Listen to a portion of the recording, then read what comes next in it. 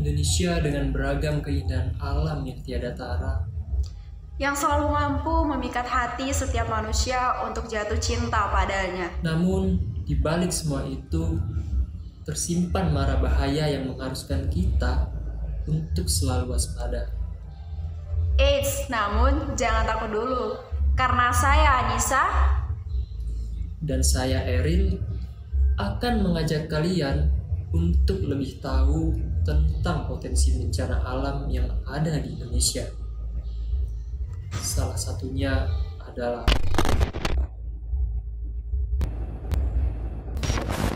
kondisi Indonesia yang berada di jalur Ring of Fire akibat pertemuan tiga lempeng tektonik, yaitu lempeng Eurasia, lempeng Indo-Australia, dan lempeng Pasifik, menyebabkan Indonesia menjadi negara yang memiliki tingkat kerawanan bencana yang tinggi.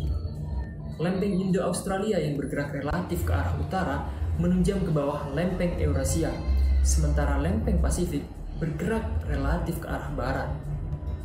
Pertemuan antara lempeng tersebut mengakibatkan terjadinya barisan gunung api dan patahan-patahan aktif, sehingga Indonesia berpotensi menjadi negara yang rawan terhadap bencana alam. Salah satunya adalah tsunami.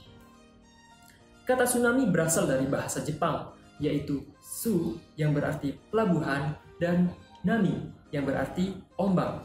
Yang secara harfiah, tsunami mempunyai makna ombak besar di pelabuhan. Dan secara penjelasan ilmiahnya, sebenarnya tsunami adalah perpindahan badan air yang disebabkan oleh perubahan permukaan air laut secara vertikal yang berlangsung secara tiba-tiba. Dalam ilustrasi di samping, menggambarkan adanya energi yang dilepaskan dari gempa bumi bawah laut sebagai pengaruh dari aktivitas tektonisme, sehingga kecepatan gelombang tsunami di laut lepas dapat mencapai 800 km per jam, dan hal itu hampir menyamai kecepatan pesawat jet. Kecepatan gelombang akan menurun ketika sudah mencapai area pantai, teluk, dan muara sungai. Namun, ketinggian gelombang justru akan terus bertambah, sehingga resiko kerusakan yang ditimbulkan akan semakin besar. Bencana tsunami dapat terjadi akibat beberapa faktor. Di antaranya, yang pertama, yaitu tsunami yang diakibatkan oleh erupsi gunung berapi. Erupsi gunung berapi juga dapat mengakibatkan gelombang tsunami. Bisa karena akibat muntahan material erupsi yang menyebabkan air laut terdorong, ataupun gempa bumi yang diakibatkan oleh erupsi gunung berapi tersebut.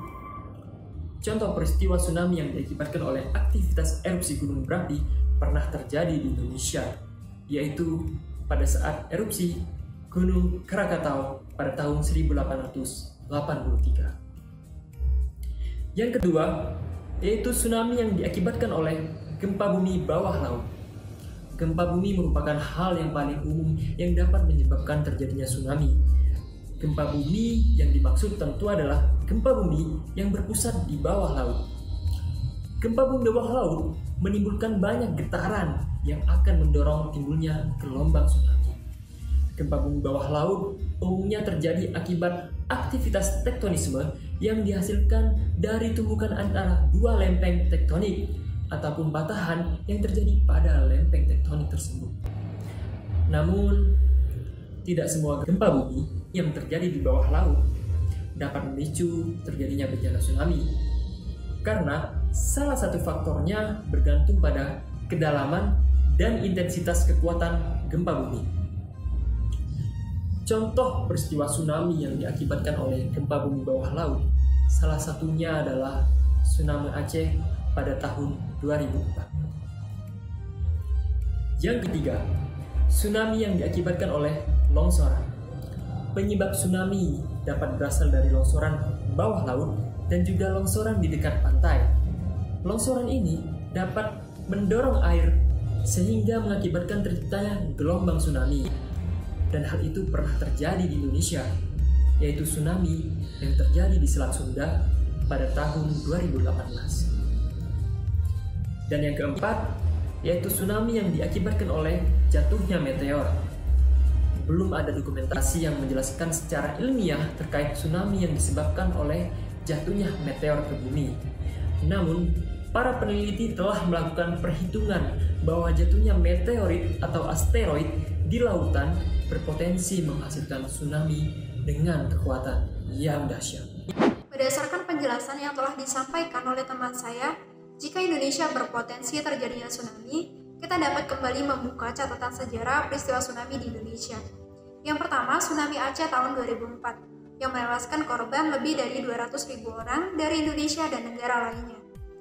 Laporan dari USGS menyatakan bahwa tsunami di Aceh disebabkan karena adanya gempa bumi tektonik yang kekuatannya mencapai 8,9 skala Richter. Peristiwa ini berhasil menarik perhatian masyarakat dunia. Yang kedua, tsunami Anak Krakatau tahun 2018 yang menewaskan korban hingga 400 orang dan ribuan lainnya terluka dan hilang. Laporan dari Pusat Survei Geologi menyatakan bahwa tsunami ini disebabkan karena adanya longsoran yang dipicu aktivitas gempa bumi. Hal ini didasarkan dari analisis data mekanisme sumber gempa bumi. Ternyata teman-teman banyak sekali hoaks yang beredar dari masyarakat tentang tsunami. Yang pertama yaitu hoaks tentang megatrust. BMKG menyatakan dengan tegas isu yang beredar tentang gempa dan tsunami megatrust yang kekuatan magnitudenya dapat mencapai 9,0 adalah hoaks. Masyarakat dihimbau untuk dapat bijak memilah berita yang beredar.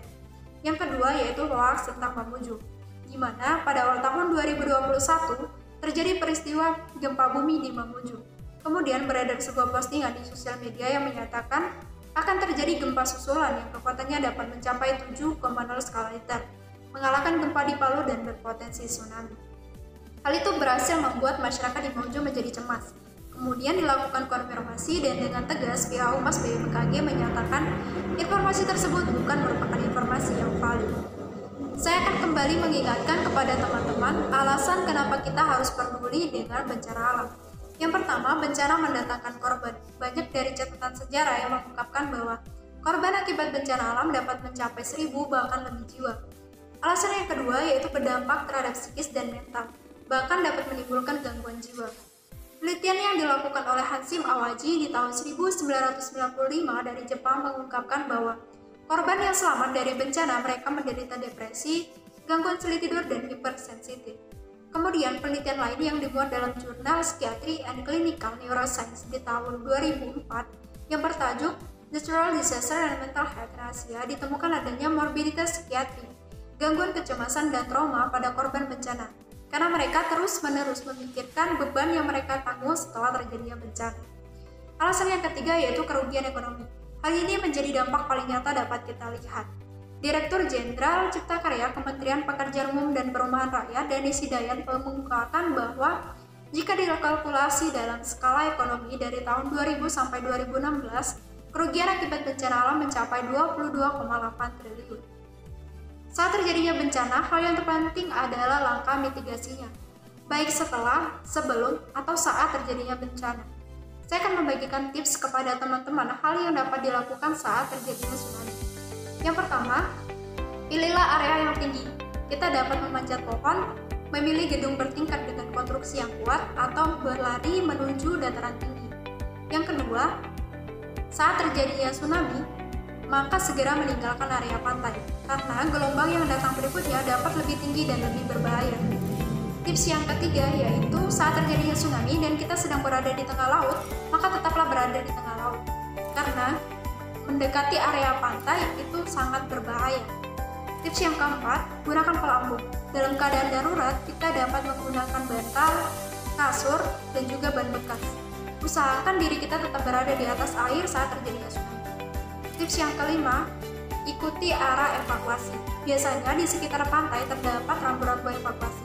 Saat terjadinya tsunami, ikutilah arah yang terdapat dalam petunjuk tersebut. Tips yang keenam, tetap tenang. Biasanya saat terjadinya tsunami, kita akan cenderung lebih panik. Namun berusaha mengendalikan diri untuk tetap tenang. Karena dengan tetap tenang kita dapat berpikir fokus dan jernih. Mungkin hanya itu yang dapat kami sampaikan, lebih dan kurang kami mohon maaf. Semoga dapat bermanfaat untuk teman-teman semua. When marimba rhythms start to play, dance with me, make me sway.